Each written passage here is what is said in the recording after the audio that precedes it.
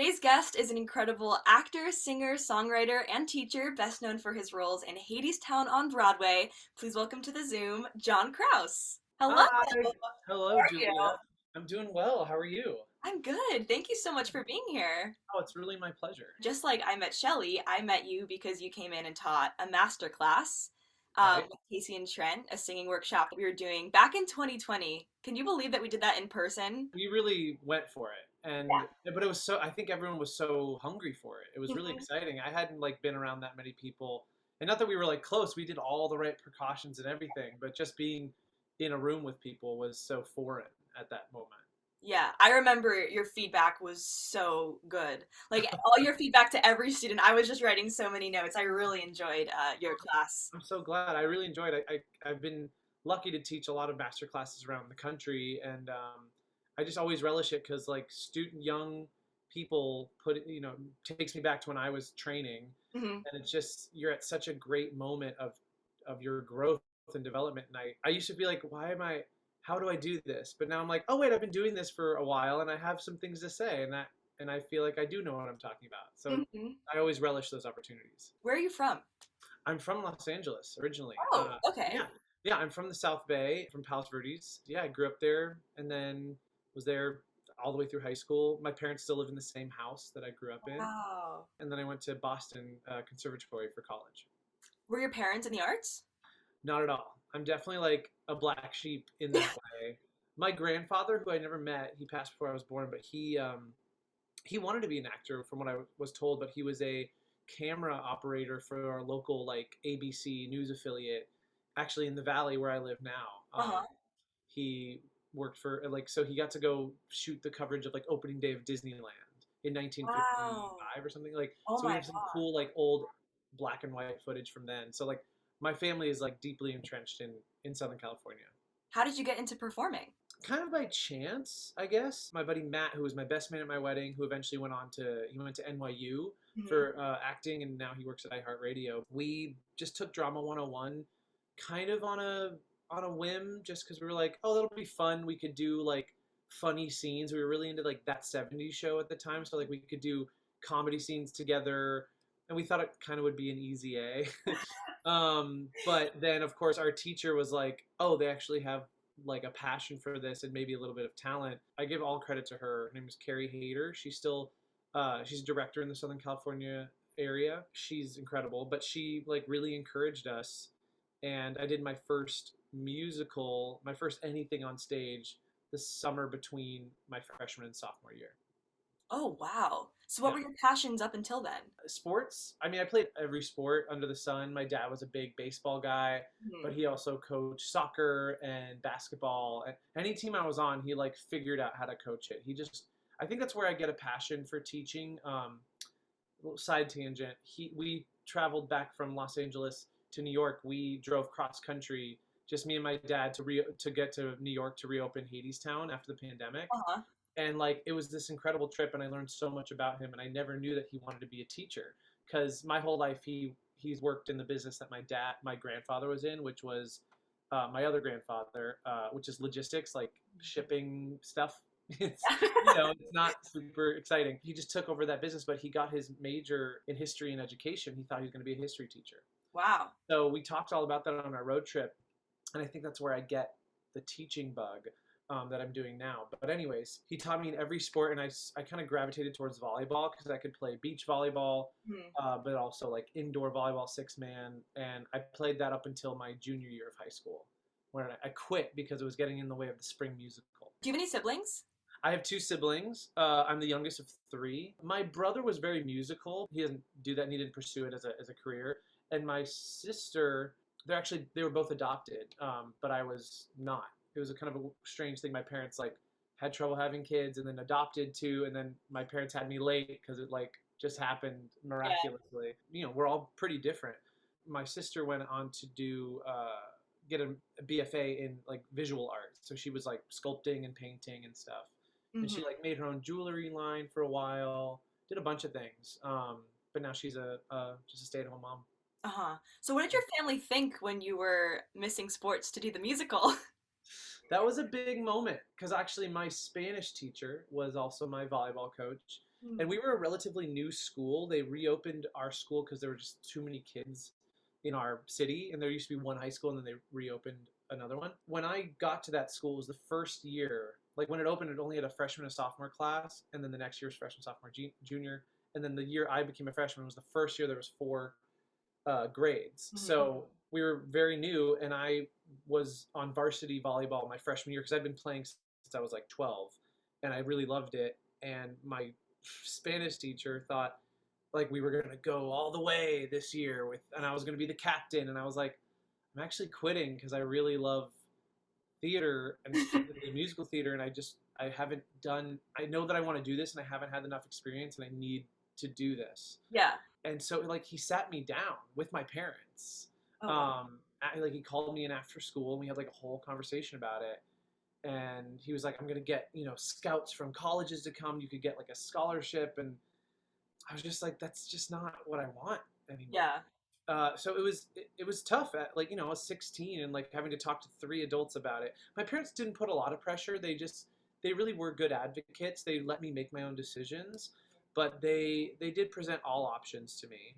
So it was a little strange, but once they saw like my real passion for it and dedication to it, they definitely came around. Does that coach now know what you're doing now? I don't know, actually. I haven't talked to him. I hope so. You just sent him the information for Hadestown. You're like, come Yeah. see me on Broadway. Right, like it paid off. Like I don't know. I haven't really thought about it much because I kind of started to be up like, man. When I got older, I was like, it's kind of a weird thing to do for an adult to sit a kid down. Like it's that important to you that I play this game for you. So what made you fall in love with theater? I was starting to learn music at the time that I started to get into musical theater. Like I started taking guitar lessons when I was 13. I started singing at my church because there was no guys in the choir, and I was like, there's a lot of cute girls in the choir, so that might work out. I wish it was more than that, but that's, I was 16. So I started singing there and started learning how to like read music. I did this play called Tracers in my sophomore year of high school. My teacher actually, it was weird because she auditioned us the year before, oddly enough. I don't really know why, but so it was only sophomores, juniors, and seniors in the show. It was just 8 guys, and we did, it's about Vietnam. So it's really heavy material, and it was just a play. And like we worked on it like it was, like it was Shakespeare, like it was the role of a lifetime. We all took it so seriously.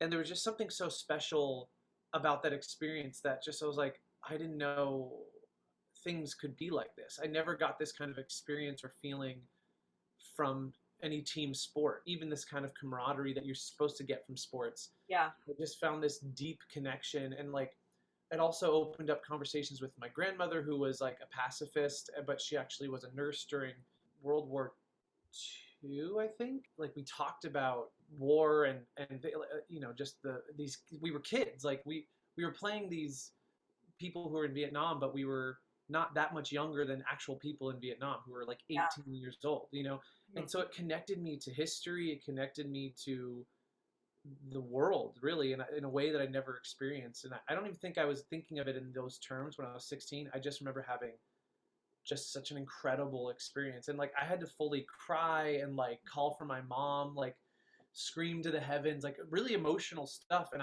for some reason, it just felt like I want to do things like this to explore this depth of human emotion that I never really got to anywhere else. It felt very cathartic and, just intoxicating. Did you feel like you kind of discovered your purpose?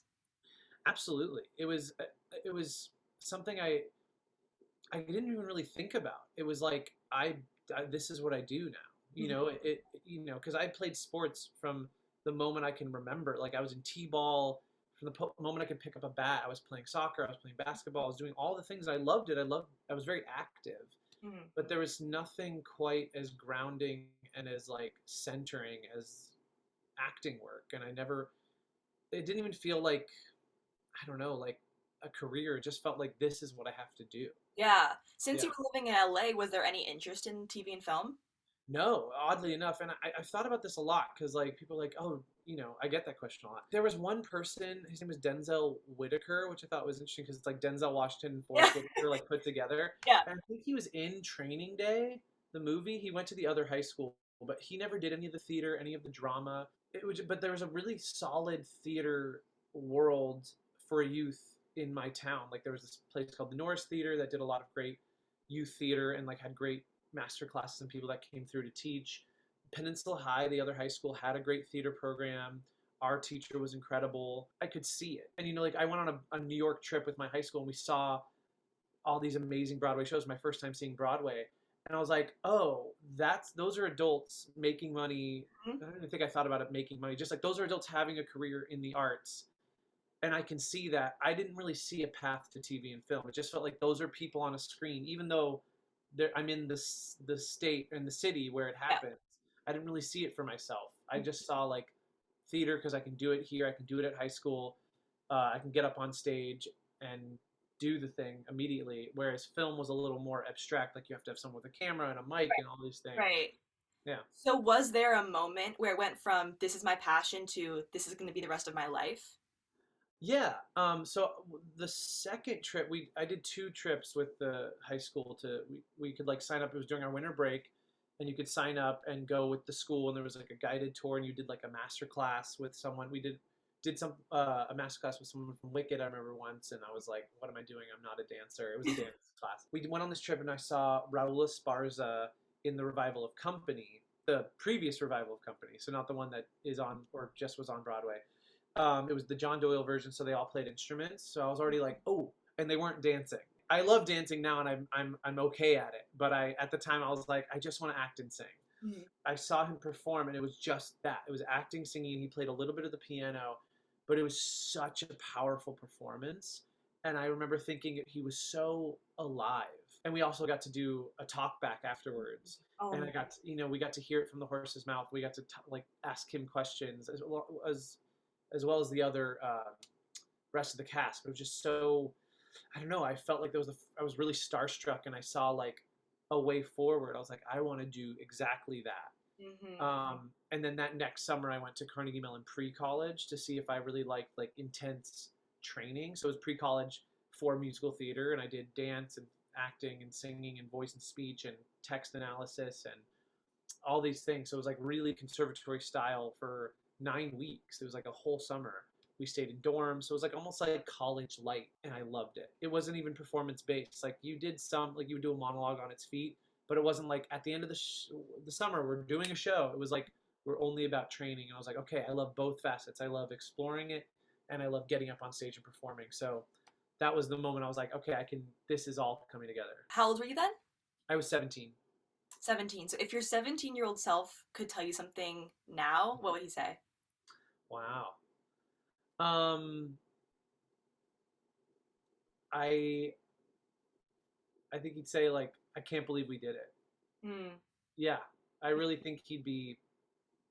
I'm getting emotional. I think he'd be really proud and really excited because there were moments in my 20s where I didn't think I would ever really actually make it. It's funny in retrospect. You're like, oh yeah, everything was leading to a different thing, but in those moments in between the jobs and all those things, you're like, it's the actor's nightmare. Like, am I ever going to work again? If he could see me now and be like, wow, we really did everything we wanted to do. Oh, and if you could tell him something now, what would you say? Don't lose your joy Mm. of performing because this industry will test you in every way, and don't forget the reason that you started, which was just profound connection to yourself, to history, to others. It can get into the business side of things. You get into money, and you get into like, how am I going to pay my health insurance, or am I going to have enough health insurance weeks, and all those things that are important, very important. But I would tell him to just never forget why he is doing this. Along your journey, how have you not lost that joy when challenges arise?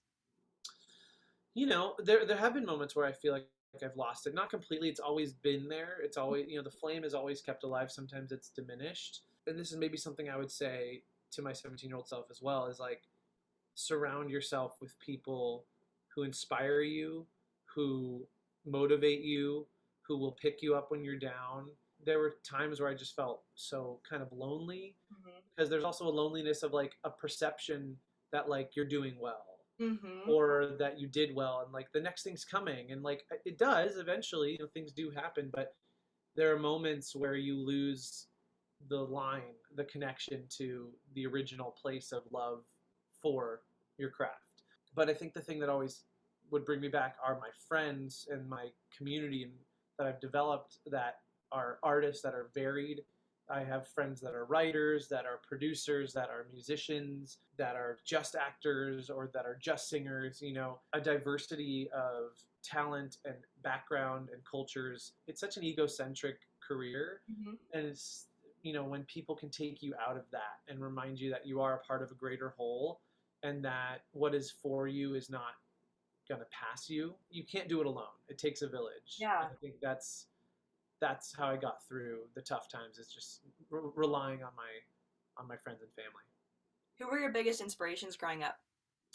Growing up, like acting wise, which is funny because I said I didn't feel a connection to film and TV, but like Robin Williams and Jim Carrey. Obviously, they're comedians, but they also do incredible dramatic work, and they both kind of sing. You know, like it wasn't necessarily that I was inspired by their musical abilities. I was just inspired by their freedom. Mm-hmm. And I think a lot of people in my generation were inspired by them because that was like the 90s and early 2000s was their like time. They were just always hitting. They were always so funny, so easy to watch and creative and just inspiring. So they were like definitely something that inspired me performance wise because it's something I'm always trying to attain, which is that level of just freedom, you know, not caring really what you look like and just making wild choices, you know, but still grounded.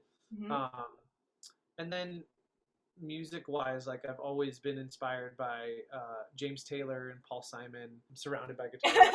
I'm really inspired by musicians, and those are my two probably top two musicians.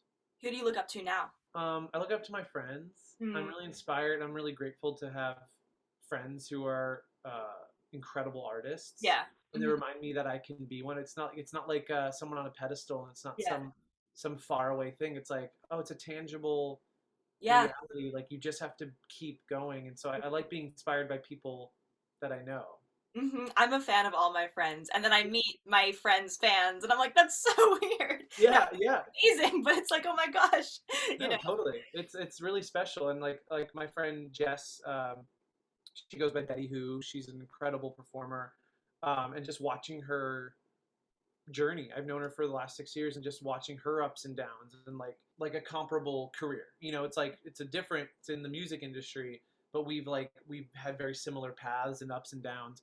And my wife, I'm like a huge fan of my wife, and am inspired by her, and I'm so in awe of her ability and her optimism because sometimes she really pulls me out, and I'm just inspired by her creativity and her passion. Like sometimes when I just want to like not throw in the towel, but just like not think about it or like turn off a bit. She's like, no, that's the time we need to like let's develop this thing. Let's Mhm. write this kind of thing. We have all these ideas. It's funny, like nothing is fully coming to fruition yet, but we have all these ideas that we're Yeah. excited about to pitch to different things. We have like a cabaret we're working on and like a kids show and we just like have all these ideas that we like to just bounce back and forth and work on. And I've only ever written little songs for myself, so she has like a bigger vision for TV shows. You know, it's cool to work on those things and be inspired by her in that way too. How did you guys meet? We met doing Cruel Intentions. Way. Yeah, so I She was doing said a that. show. She did tell me that. Shelly did. Yeah. Yeah, yeah. So I was working in Las Vegas. I was doing Rock of Ages the musical, and a friend of mine, Emma Hunton. I don't know if she's on I Food. know her. I don't know her personally, but I have Yeah, a ton of mutual friends with her. yeah, yeah. So Yeah. she was doing Wicked when they came through, which is another cool full circle thing. And on my first night on as the lead, Drew in Rock of Ages, the cast was coming through Vegas of Wicked, and they got free tickets to our show. So I was like, oh boy. And I was like 25, and I just had a lot to prove. And I remember like putting on a Yeah. performance.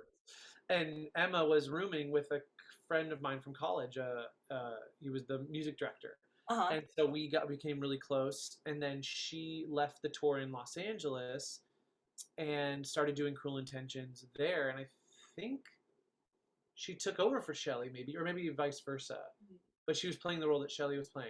The lead guy who was doing it there at Rockwell was about to go do a show in Vegas, and Emma was like, "Oh my god, I know someone coming from Vegas. He'd be perfect." And the timing was going to work out. So I came in, I auditioned with Molly, and I remember meeting her and being like, "Whoa, you're like the most beautiful person I've ever seen in my life." Oh, And she was an incredible actress too. And I remember like I never had like an audition like that. Usually I have an audition with a reader, but we were doing the scenes fully, so cute. really cool. And I remember we actually have like a film, we have a tape of that audition. Oh It's my kind of cool gosh. because we're like flirting in the scene. Yeah, yeah. So I took over and I did the role for a couple months, and we were actually both seeing other people, but there was like a very strong She friendship. also booked it. She was actually already doing it. Okay, okay. So the show was already up and running, and he had Uh-huh. to leave for this other opportunity, so I was replacing him. And so the whole cast was already doing it. And then my first night, actually, Reese Witherspoon, the director of the movie, and Selma Blair, and Wow. what's her name, Sarah Michelle Gellar, all came on my Oh my. first night. And I was like, okay. But so there was trial by fire, and we just went through a lot of really fun moments with that show. And that show went on to go off Broadway, have a cast recording, do tours. I think it's like in Australia now or something. It's really cool Wow. to watch that show go on and have a life, because it meant so much to us. Hmm. And yeah, we just kind of fell in love really on stage. And then I was leaving for New York, and we were like, oh, like I don't want to leave. I Hmm. want to like stay with you, but I had to. We were friends for a while and like kind of going back and forth, and we decided to just like go for it and Hmm. do the long distance thing, because I was then eventually on the Wicked tour and was like, well, I'm gonna be on tour anyways. No matter where we're living, like it would be long distance, so like we just have to go for it. Hmm. I'm really glad that we did, because now we've been together 7 years and we're married for 3, and it's just really special. Wow, that's incredible. Yeah. So, backtracking a little bit, you went to college. Where'd you say? Boston Conservatory. How was that experience? It was good. It was good. It was every program has its Hmm. positives and negatives, and not every program is for everyone. But I think there is a program for every person, but I don't think everyone will do well at every program. So Hmm. you have to find what fits for you. I did well because I'm pretty competitive, and I Hmm. think I get that from my sports background. There's some programs that only take like 10 people, like Carnegie Mellon. Yeah. But my program accepted, I think we had 70 kids in my freshman class. So Wow. it's kind of a lot. It's usually between like 20 and 30, maybe 40, but 70 is getting up there. We actually ended with around 55 or so. Like some people got cut, but it wasn't a really strict cut. You could always come back Hmm. if you really wanted to. And some people just left for other things, went to, it wasn't the program for them. Yeah. I'm So, pretty sure. Do you know Kendall Yokoyama? sounds familiar. She was the first guest on Behind the Resume, and I grew up Really? doing theater with her, and she's wonderful. But I'm almost positive she went there and then left in her sophomore year to do the Hamilton tour, and Uh-huh. now she's doing that, and she's like playing all the Schuyler sisters, and she's incredible. Oh, that's I'm awesome. almost positive that she went there. Yeah, a lot of people did. Yeah, left to do shows, because that was a great thing about it. It was Boston. It was East Coast. It was proximity to New York, but not there.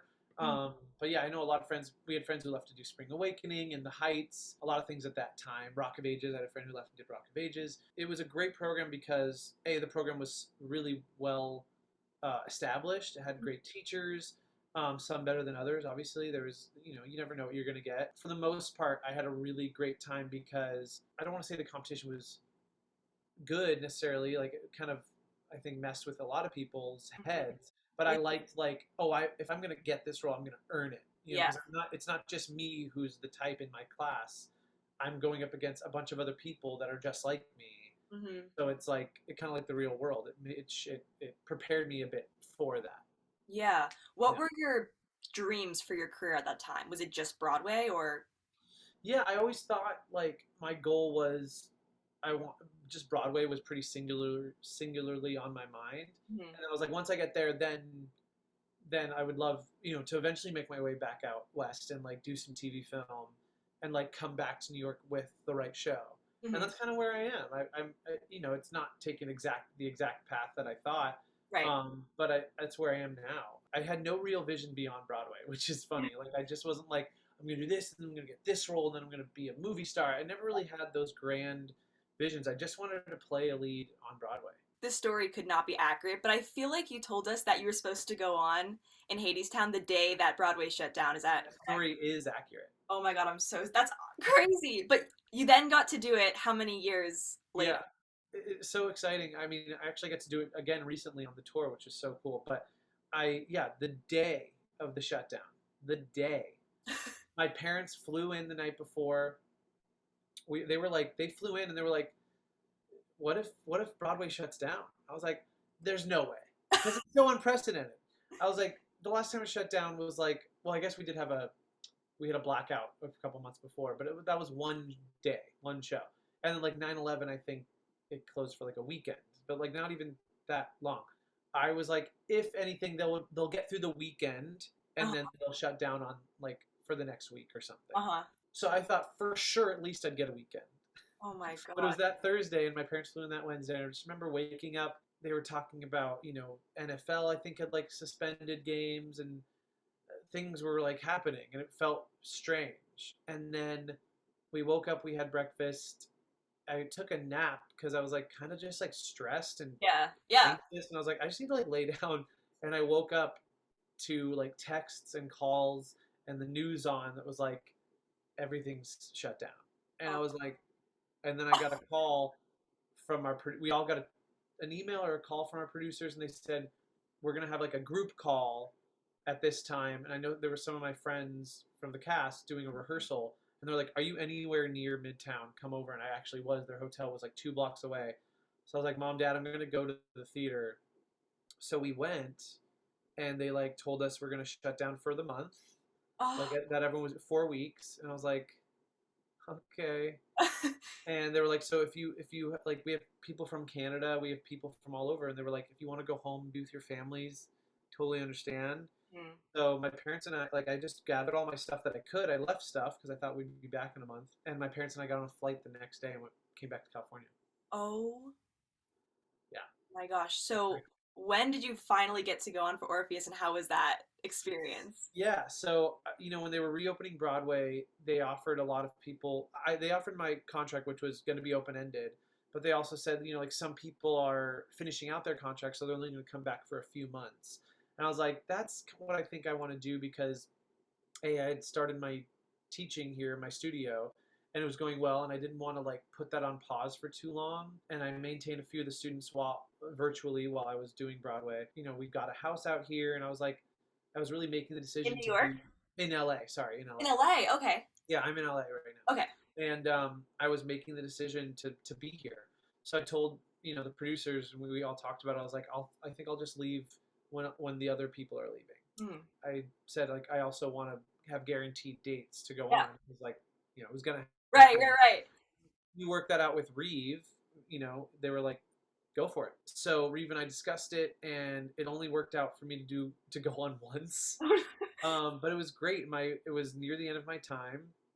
It was in October, and I had like 70 people in the audience Oh for my me, which was gosh. unbelievable. I had friends and family from all over. Your parents doing it My, again? my parents flew in again. Oh. It was, my wife and I got married during the first run of Hadestown, and we said it was like a second wedding because it was all of our like so many close friends and Oh, that's family. And amazing. we went to Hurley's across the street, which was like the bar we always went to, Mhm. and we like shut that place down. We were there till 2 a.m.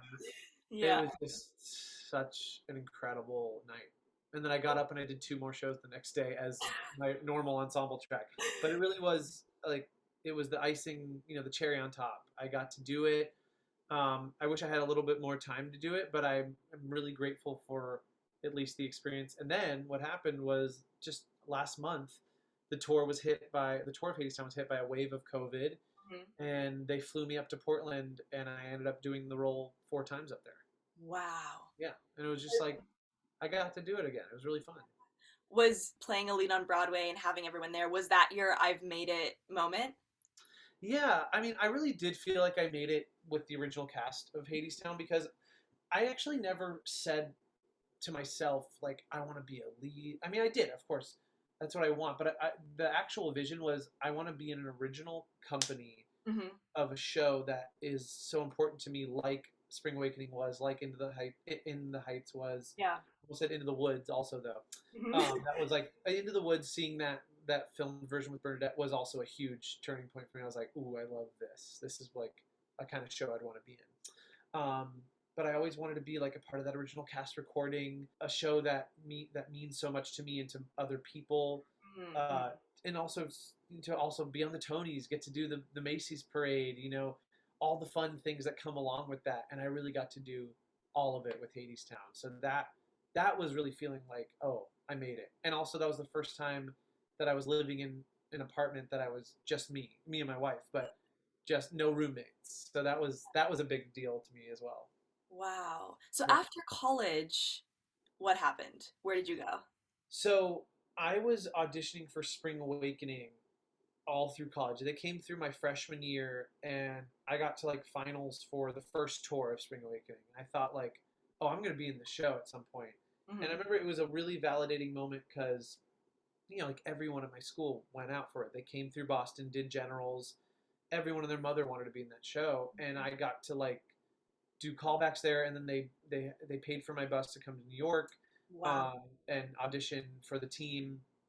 And I thought everything was going really well. I never booked it, but Carnahan, who is the casting, they kept me on their roster, I guess, and they called me in for American Idiot the musical, which was a very special show for me as well because I loved Green Day growing up. I was in a three-piece rock band. We played a lot of Green Day music in high school. I saw it on Broadway by myself, and I was like, I can do this show. I Yes. gotta be in this show. Yeah. And I got called in for the audition, and I actually booked it, the tour, in April of the year I was graduating. But rehearsals weren't starting until June, so I was going to be able to graduate. So I Wow. fully graduated, and actually, Michael Mayer, the director, was getting like an honorary doctorate from our school. So No on way. the day I was graduating, he gave a speech, and he was like talking about all the people from BOCO that he'd worked with, and he mentioned me and my friend Chelsea, who was also on the tour. We were just like, Oh this is my God. crazy. So I mean, it doesn't happen like that for everyone, but was very lucky to go right from graduating to my first tour, and we Wow. got to go through. It was international. We went to Europe, we went to England, Ireland, Scotland, and then we did 6 months in the U.S., and then we did a couple months in Japan and Korea too, which was like Wow. unbelievably cool. Was it like the best experience of your life? Absolutely, yeah, Wow. because I was like just out of college. Yeah. I was not having to worry about rent. It was a non-union tour, which didn't pay very well, but it was more money than I'd ever made. And I just was saving because you're on the road, you get per diem, and I was just saving my paycheck, and I got to see the world. It was And like perform. all fun. It was so so special. Wow. Yeah. So where did you go after that? So I came back to New York after that. I moved in with some friends from college, with Trent actually. Uh-huh. Oh, amazing. That goes back there too. So Trent, and my friend Greg were living in an apartment, and I moved in with them up in Washington Heights. And I started doing a couple odd jobs. I was working at a restaurant. I was working at, what's it called? It was called Applause, and so I was doing kind of like mommy and me music classes, like playing guitar and singing to babies, essentially. And I was also doing this thing called pop up proposals. I would pretend like I was busking. Hmm. I would go to like a location that was predetermined, and I would pretend like I was busking, and then I would start playing their song. And there was Oh. like a photographer like hiding, and I would get a picture of the couple beforehand, so I knew what they looked like. And I had like my guitar case in front of me, and then I would spin it around with my foot, and it had like a bouquet, Uh-huh. and it would be like, "Will you?" It would either say like, "Will you marry me?" or like, "I have a question," and they'd get down on one knee. Did anyone ever say no? No, thank God. That's always the first question that everyone asks. Thank God, no, no one did. Yeah. It was really fun. It was so easy. It was like 10, 20 minutes out of my day. It Hmm. was usually That's in fun. Central Park. It was really fun. And it kept me learning a lot of songs. It kept me playing a lot of music. And then, but I was only there for like 4 months, and then I booked, Rock of Ages on a cruise ship, and I did Oh, that for 6 months. We went from New York to Bermuda for 6 months. wow. Just 1 week excursions. Like you would dock on Sunday in New York, you'd go to the Bahamas. Sometimes you'd go down to Florida, and then if like there was a hurricane or something, but it was usually just right to Bermuda. You were there for a couple nights, and then right back to New York, um, on Sunday. So Wow. it was just a full week. What an adventure. It was like a perfect summer job because it was Yeah. from like March till September. You're not paying rent. All Mhm. the food on the ship is free. You're just saving, saving, saving. So that was really a really great saver for me to come back with like a little nest egg, because it's feast or famine sometimes. You're making money and then sometimes you're like not at all. Yeah. So I came back. I was home for 2 weeks, and then they asked me to come do Rock of Ages in Vegas, which was at Wow. Venetian. So play the same role, and I was like, yeah. And that's where I got my equity card, Amazing. which was awesome. And then I did that for close to a year. But by the end, I was like just screaming rock music. I was like, I need a break. Cruel Intentions happened right away, which was so exciting. After that, it had been so many months, years that I hadn't really been in New York, so I hadn't been able to be a part of readings, developments of things. Mhm. So I made the effort and the decision to like leave these sure thing jobs Hmm. and come back to New York and like try to get involved in like a Broadway show, off Broadway, or something Wow. in New York. That's a huge leap of faith, leaving Yeah. comfort. Yeah, yeah, but I was always like, I always knew I didn't want to get too comfortable, because I would see people who had been doing shows for a long time, and they had kind of lost that spark that I was talking about, that joy, that love. It just was like a paycheck. And so I never wanted to get there. So anytime I got a little too comfortable, I would be like, I think it's time to move on. How do you know when it's time to move on? I think it's different for everyone, and I never fault anyone for staying with shows for a long time. Like this guy Ryan just left the tour of Wicked that I was on. He was on it for 15 years. What? Oh my. Pretty incredible, right? 15 years on the road. You're traveling from city to city. I couldn't do that, but for him, it was the right decision. He was also going to nursing school. Wow. Online, he would leave for a little bit to go take a test. It's really impressive, but like he also was staying with this job so that he could, pay for a down payment on a house, or, save up for whatever. I'm just Um, thinking of how many times he listened to the same songs and did the same choreography over 15 years. And granted, Wicked is brilliant, but but anything like that's anything. And wow. I know it was the time to leave when I wasn't learning anything new. Yeah. I felt like I'm just punching in, punching out. I still always like, for me, the joy of performing will always be there. If there's an audience, like they deserve all of Hmm. me, Yeah. as much as I can give. Even if like all of me happens to be 80% of Hmm. what I can actually give, that's what I'm gonna give, because I'm sure you've had performances where you're like exhausted and you just Yeah. can't give what you normally know is 100, but you're gonna give 100% of what you have. So I always enjoy performing, but there would be moments that I'd get to a place and I'd be like, okay, I think I've explored everything I could. I've made different choices. I've surprised myself. I've kept this fresh and alive. And now it's kind of like flatlining. So I'm not doing the show service. I'm not doing my self service. Because I think it's, as an artist, also, you're never done growing. And if you Yeah. just get stagnant, like that is the worst thing. Hmm. So I'm glad I made that effort, because it was actually a tough year after that, after leaving Cruel Intentions and Rock of Ages and everything. It was great because I actually made my like quote unquote Broadway debut. I was a vacation swing on Fun Home. It was just like Oh, cool. literally a month of work. I still Hadestown was technically my debut because my stage debut was the first time I took a bow. But I rehearsed, and then I was just backstage for a couple of weeks while someone was on vacation, and I never went on, which I didn't think I would, because the understudy got to go on. He never got to go on, so he was like, "Just FYI, I'm not gonna call out." I was Yeah. like, "Totally cool, I understand." Yeah. But I got the credit, and I got to like feel what it felt like to get on the train and get off That's at my subway amazing. stop and go to That a must Broadway be show. just like actually really great, not practice in any way, but kind of the next step to then being a part of the show or going on stage. I feel like that's like really cool No, it experience. was. Everything that I got to do in my career really paved the way for the next. Because I am one of those people like who I've realized needs to see it to believe it, kind Mhm. of. So Yeah. it's still hard for me. I've done a little bit of TV film, but it's hard for me to see me being like a series regular right now, because I haven't gotten to be like a co-star, guest star, whatever. Yeah. But for theater, it was like I got to do Fun Home, and I got to step foot on a Broadway stage when no one was there, just me and the stage manager. And I was like, I get this peek behind the curtain, and I get to like feel the boards under my feet in this kind of safe space. So I got to experience it and know what it feels like to come to call, before half hour, and still warm up and go over everything you need to go over, just in case, in a safer environment that wasn't as like it wasn't as scary as my Broadway debut could have been, or it's Yeah. nerve wracking. Like I got to incrementally get up there. That's so cool. So, what was the time period between Fun Home and Hadestown? So I did. So 2016 was Fun Home. Oh, I guess I did it backwards. Well, no, so it was Rock of Ages, Cruel Intentions. Yeah, so then 2016 I actually got to do a development of a new musical, and then I got to do Cruel Intentions. And so it was cool because it was like two things that I really want. I mean, sorry, not Cruel Intentions, Fun Home. Hmm. It's two things I really wanted to do, but it only amounted to like 9 weeks of work. Hmm. I did a nymph show, so that was like another 4 weeks of work. So total, I worked like 13 weeks out of a 52-week year in my profession.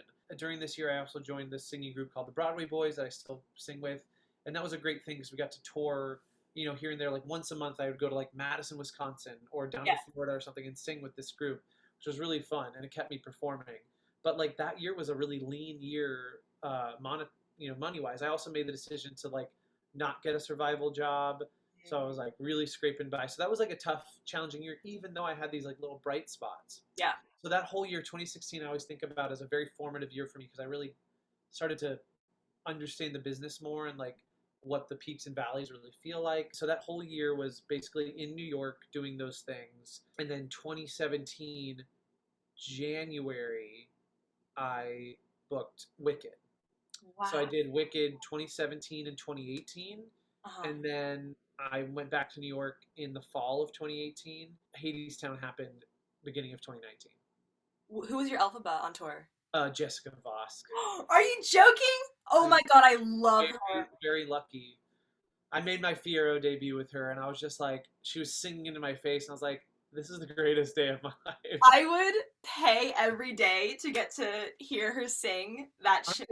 Oh my God, she was perfect. She's perfect. That She's is unbelievably talented, so funny and goofy and gracious and she's like, to me, the epitome of a Broadway star. Like you want to work with her. I listen to her sing all the. Oh my god, that's so Flawless, flawless. amazing. And she wasn't like who she is now. Yeah, Obviously she was Elphaba on the tour. She was great. She was very talented, and yeah. she was in Fiddler before, so she had some sort of a following and name recognition. But Uh-huh. the way she's used social media and just obviously her talents to make a huge name for herself. It was amazing to watch. She's also very inspiring. My friends inspire me. I'm super inspired by her. That's oh my god, I love her. That's amazing. Yeah, So you get to play Fiero. That's incredible. I yeah, recently just saw the tour. Actually, Allison Bailey. yeah. I saw her as Glinda, and she might be a guest on Behind the Resume too coming She'd up. be great because we went Yeah. to college together as well. Oh my god. Cross Conservatory, yeah. And she was in the ensemble understudying with me when we were doing it. She'd been there for a couple of years by the time I got there.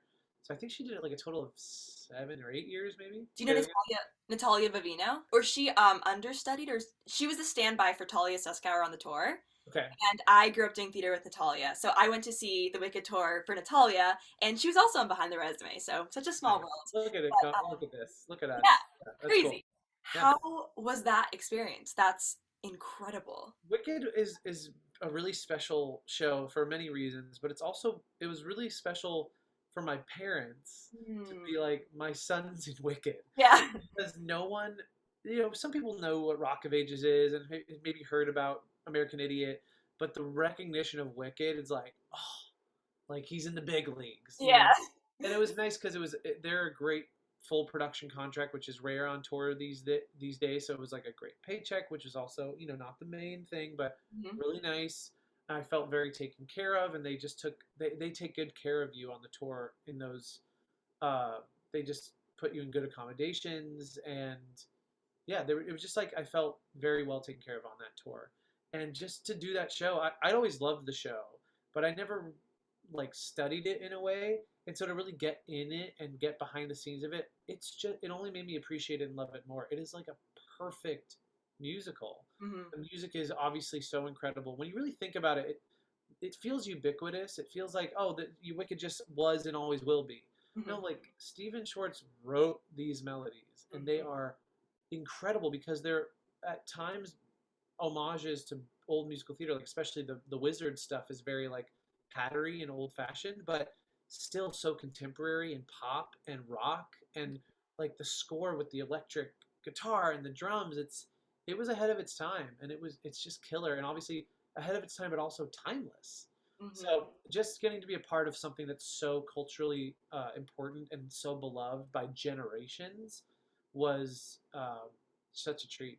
Yeah, Wow. Oh my yeah, God, that must have been just sitting in the audience. I saw it at the Sedgestrom, 3,000 plus seats. yeah. And then seeing, Natalia like flying, singing Defying Gravity. You're like, this is crazy. It's wild. It's wild. My friend, so Molly was also friends with Lindsay Heather Pierce, who was just the most recent Yes. Elphaba. And now she's in the Mean Girls tour.